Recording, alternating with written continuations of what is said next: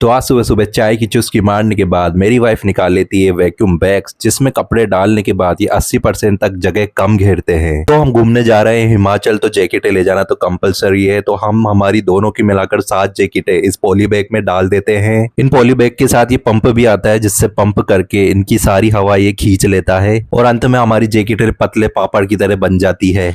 फिर जल्दी जल्दी बैग पैक करके हम ऑटो रिक्शा पकड़कर निकल जाते हैं, क्योंकि कजिन्स और मेरे साला साली भी हमारा वेट कर रहे थे। फिर थोड़ी देर में हम पहुंच जाते हैं रेलवे स्टेशन। इंट्रो कर लेते हैं, ये है मेरा साला, ये है मेरी कजिन, ये है मेरी साली, ये है मेरी वाइफ और ये है मेरी एक और कजिन। तो फाइनली हम ट्रेन पकड़ लेते हैं और ट्रेन में बैठते ही मेरी वाइफ लोशन लगाने लग जाती है।